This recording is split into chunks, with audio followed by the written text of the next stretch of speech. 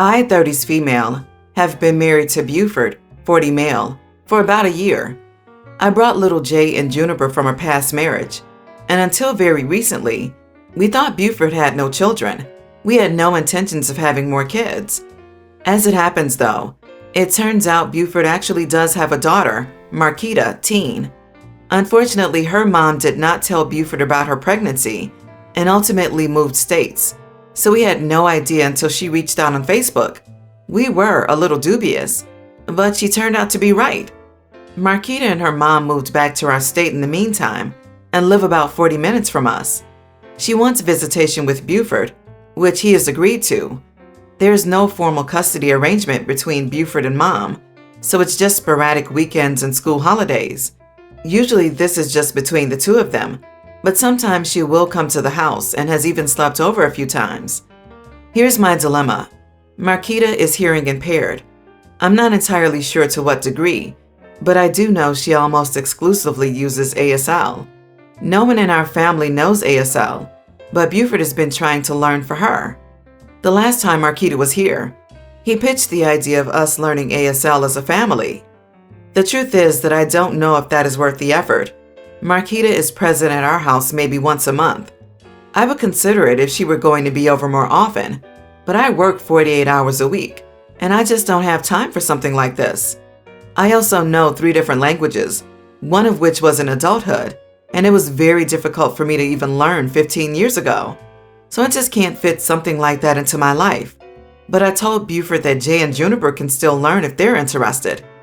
Since I'm not, the kids don't want to. And now Buford thinks I'm ridiculous, since I have no other way of communicating with Marquita. I told him we could work something out, but he didn't want to hear it, honestly. Marquita also thinks I should learn some basic signs, but even that would be a struggle between work and kids. Am I the idiot for not wanting to learn sign language? You are the idiot. Wow. I don't know if it's worth it. Seriously? My new stepdaughter that I didn't want has a disability, but I am unwilling to make any effort to accommodate it as such. I have taught my kids that they don't have to make any effort either. So not only are you an idiot, but you're the definition of a wicked stepmother and a terrible role model to your children. Honestly, how selfish can a person be? The stepdaughter isn't asking her to become fluent in a week. Is it really that hard to allocate even 30 minutes a week to learn some common signs that would make things easier for her and her stepdaughter? With all the technology that we have at our fingertips, there are so many ways to learn. The fact she won't even try to learn anything makes my blood boil. Like watching a 5-minute YouTube video on your break at work a few times a week. It's not that hard. She's just refusing to put in any effort at all. I know, right? Welcome, please, thank you, the alphabet, any of those basics. Even buying a little whiteboard to keep at your house so you can pass that back and forth writing thoughts, a gesture that you are willing to communicate, that you're thinking of her. No one is expecting immediate perfection, just friendliness. You are the idiot right now, OP, but you have the chance to turn it around. What does marriage mean to you? The man you married, the man you love, is asking you to learn ASL for his daughter. He shouldn't even have asked or suggested it. You should have been all over it. If this child doesn't mean that much to you, I understand, but your husband cares for her, and damn it, that should make you care. You married this man. That means you should support him even if it means doing something you don't want to do. That little girl is now your stepdaughter. Could you do any less to make her feel welcomed and loved? She's hearing impaired and just found out about her long-lost dad. Now she'll come to learn her stepmother couldn't be bothered to learn ASL just because she only visits once a month. Would you want your own biological children treated that way if it was them? Good grief, you are the idiot, OP. My stepmom entered my life when I was 8. I had lost my mom 4 months before. She and my dad met at a grief group. She lost her mom and dad had lost his wife/my mom. They got married 5 months in, and she threw herself into mothering me and having more kids with my dad. It always hurt her that I didn't want another mom and that I wasn't open to having that relationship with her or letting her be that to me. So I always kept her in the step-parent who comes into an older kid's life place. She wasn't quite a parent, but she was family, And I saw her like that because she brought my dad back to himself. Our relationship has always been complicated because of this. She never gave up hope one day she would hear me call her mom, and I never opened up to that idea. I was never looking for that, which meant she always felt like she was competing with my mom for something she would never be able to win in. So when I had my kids, she was hurt to be Grandma Jean and hurt that I told stories about my mom to my kids. And every year on her birthday, we write letters to Grandma telling her about stuff. As a kid, suggested by my paternal grandparents, I did this, and I continued the tradition with my kids. It feels like a nice way to actively keep someone's memory alive, while also not going overboard and getting trapped by the grief. It also makes it something nice the kids can actively do. My stepmom never knew about the letters, found out about them on my mom's birthday this year, and she confronted me about it. She told me she thought becoming a mom would make me more drawn to her, would make me more open to the idea that I have another mom, that mom is more than just giving birth. I told her it made me feel more connected to my mom, that I was always clear the role of mom was never open to anyone else, and she can't fill a position that isn't available. I told her I cared about her, but she needed to understand that as much as I appreciate her loving my dad and me, and for being great to me, she was never going to be mom. It broke her heart and she raged at me for dismissing her as a mother and for refusing to let her be what she wanted to be. I told her she was a mother. She has 4 children who are hers. She's just not my mother. She seems broken about it. Am I the idiot? Not the idiot. I'll never understand the step-parent that feels the need to replace a parent. They are not new moms or dads. They are extra moms or dads. Not new, extra. You're 100% right. It's a competition that she will never win because it's in her own mind. She needs therapy. Maybe you can suggest the two of you go together so you can talk it through with a neutral third party. You do seem to care about her. You are the idiot, OP. Stop acting like you have no idea what's going on. Say the truth you won't acknowledge. She is really broken about what you said because you reject her attempts to be a solid influence in your life. You sound like you have kept her at bay all these years for a sense of control that a child would want, and that is understandable. And now it's time to let that go. If she loves you with all her heart and takes you in as her own and tries to do right by you, is that not what a mom does? How would your mom feel about how you treat her? Would she be proud that you shoot stepmom down repeatedly? That you should keep making her feel less than? I think you're still a little child, wishing for an outcome you can't have. And that's sad. Me, 35 male, and my wife, B, 33, have a beautiful daughter named Jenny, young tween. A couple of days ago, Jenny came home and went into the kitchen to make a snack. While she was making her snack, she accidentally knocked over her book bag. The book bag spilled open, and in the bag, I noticed 2 $5 bills. Out of curiosity, I asked Jenny where the $10 came from. Jenny started stuttering and wouldn't give me a straight answer. At first, I thought that maybe she had stolen it from another student at school. I asked her again, and she eventually told me what had happened. She told me that she and her friend were talking to 2 boys from their class during a break at school. They were gossiping about who had a crush on who and just having general kid talk. At some point, the 2 boys dared Jenny to give them both a kiss on the mouth. She was a bit apprehensive, but then they each pulled out a $5 bill and offered them in exchange for the kiss. She ended up giving them both a kiss and taking the money. I was a bit flustered because I didn't know what to say. I sat her down and had a long discussion about how that contact is inappropriate for someone her age. I also told her that I'm not mad at her. I'm just protective of her. I made sure to tell her that if something like that happens again, she needs to tell her teacher, principal, or mom/me. We hugged each other and she seemed happy that I was looking out for her. We ended up taking the money the boys gave her and donating it to a local charity. Later that day, B came home and I talked to her about what had happened. Jenny wasn't home. She was spending the night at her grandparents' house. To my surprise, B was really upset with me about how I handled the situation. This is the conversation that followed between us. B, why would you be upset about that? Me, call me crazy, but I don't think it's appropriate for a 13-year-old to be trading physical affection for money. B. I think you're making this situation look more inappropriate than it is. Me. How? B. Oh, P, come on. It's a little kiss. It's just kids being kids. If anything, I think it was pretty smart of Jenny to take the money. She knows her worth, and to not let boys just use her for nothing in return. Me. Are you serious right now? B. I don't see the big deal. It was an innocent kiss for a few bucks. Big whoop. At this point, things continued to get more and more heated between us. I then told her that I had taken the money from Jenny and we donated it. B got angry and said that I stole money from our daughter that she earned. I told her I didn't care how she earned it. I wasn't going to allow our daughter to use that money. B claimed that I was raising Jenny in a household that teaches her to feel ashamed of her natural development. I told her that she's nuts if she feels that way. We ended up going into separate rooms, and we haven't spoken to each other since the fight. I honestly don't know what to think right now.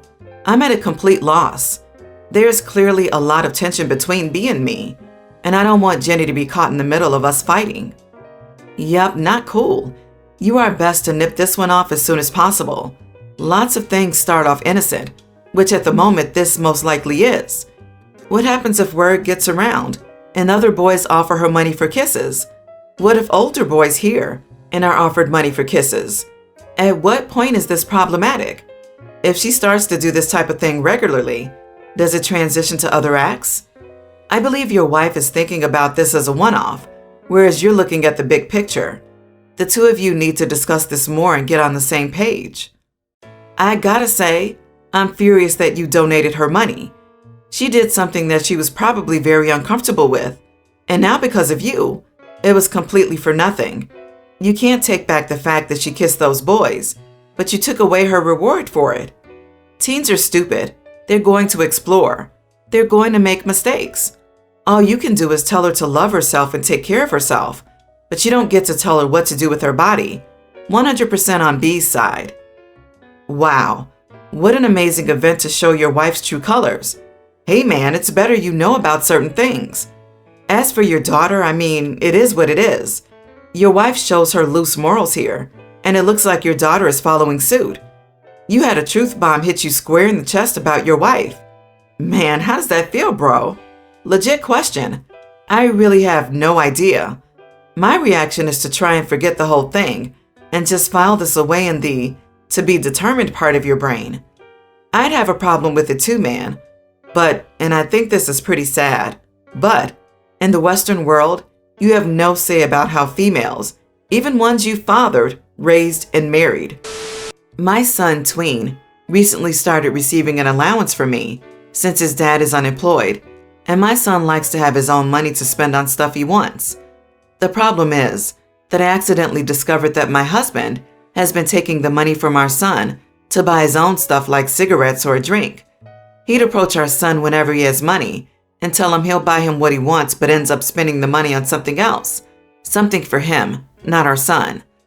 Our son obviously cannot drive by himself and buy his own stuff, so my husband offers to buy stuff for him, using, of course, his allowance. I'm a nurse working long shifts most of the time, so I'm not always home. Every time our son wants something, my husband would be like, "Hey, bud, you want a few bags of Doritos for you and the other kids? I'll stop by the supermarket and get them for you then. That will be X dollars." Then our son gives him the money but never receives his Doritos. Rinse and repeat. This went on for 2 months till my son told me. It turns out my husband asked not to tell mommy because she'd get mad at him and he'd be in trouble, and promised to get him stuff, but he never does. I had a big fight with my husband about it. He said it wasn't a big deal since he always gets our son the stuff he wants 99% of the time. He told me to consider this gas money since he drives many kilometers to the supermarket to buy what our son wants. I shamed him for taking advantage of our son and taking the money that was meant for him, and said he was acting like a thief, but worse when stealing from his son. I then said I wouldn't be handing our son any allowance anymore, and my husband said I was overreacting and punishing our son for no reason. I said I'll handle our son's needs from now on, but he argued that I can't when I'm busy working all the time. I said it was none of his business and walked out of the room. He kept nagging me, saying my son would resent me if I stopped handing him money, but I refused to engage any further in the argument and the guilt tripping. He keeps calling me heartless and financially controlling to take away the allowance. Am I the idiot? Not the idiot, and I think your problem is way deeper than the allowance issue. What your husband is doing is a real breach of trust. The father is stealing from his own son to buy cigarettes. My blood pressure would be through the roof. Not the idiot. This is very concerning behavior. He's stealing from your son, having your son lie to you, and now he's harassing and trying to manipulate you. I understand that this post is just a snapshot of your relationship, but is this honestly the marriage you want? Is this the role model you want for your son? I hope you don't have an account in your kid's name your husband can access. My 28 female, wife 28, had twins a week ago. Even though we knew twins might come early, it was before her due date. Everything happened so quickly she didn't have an epidural, but she came through like a champ, and everyone is okay. Because of the global issue protocols at the hospital, my wife and babies got sent home fairly quickly, since all were healthy. My wife's family lives in another state. When we got home from the hospital, her mom, 49, dad, 54, and sister, 29, showed up just after we got home. They flew out after we told them about the birth. We didn't have a heads up, but her mom said that they wanted to help. Her mom said that they were planning to come closer to the due date for the birth, but the babies were early. I have kicked them all out after realizing it wasn't working. Her mom and sister's version of helping was to monopolize the babies. They complained if my wife took them to feed or hold and wanted them to sleep in their bedrooms instead of the nursery. If the babies were sleeping, they woke them up so they could hold them. My father-in-law just watched TV all day. They ate our food without replacing it, made meals for themselves but not us, didn't put away their dishes, put their own laundry with ours, and didn't do any. Mom and sister complained we wouldn't let them take pictures to post on Instagram. They were loud when my wife was trying to rest. Finally, her parents asked my wife to make the food because they were holding the babies. Normally, my wife is very good with boundaries for her family. There is a reason she moved 1,200 miles away and hasn't been back to visit them in 10 years, and why invites to visit us and emails to them are rare. But I could see how exhausted she was. They were upsetting her and causing more work. So I told them to leave and said that they couldn't stay here or visit for the future because we have too much on our plate. They accused me of playing favorites because I didn't say the same for my family. But, number one, no one from my family came over until we invited them. 2, my relatives don't stay long and leave on their own when they see my wife or the babies needing bonding, sleep, or quiet. 3, they don't make a mess or take over the house. 4, they are bringing us meals and doing chores without interfering. My aunt came and did our laundry last night while we were sleeping, and we had no idea until the next day. I would throw my own family out if they acted like my in-laws. My in-laws apparently didn't buy return tickets because they planned to stay for a long time. I've blocked their numbers and emails because they were leaving us angry messages. Normally I'd let my wife handle this, but she doesn't need the stress and hasn't objected. She is more rested and says she feels better, and that's all I want. Not the idiot, and many folks would be wishing for a partner like you to provide support and boundaries. It's one thing to invade someone's space, but be extra helpful to the point where it balances out, but a whole other thing to get in the way of bonding and creating work or expense where there should be none. You did the right thing. Not the idiot. You just had a new baby.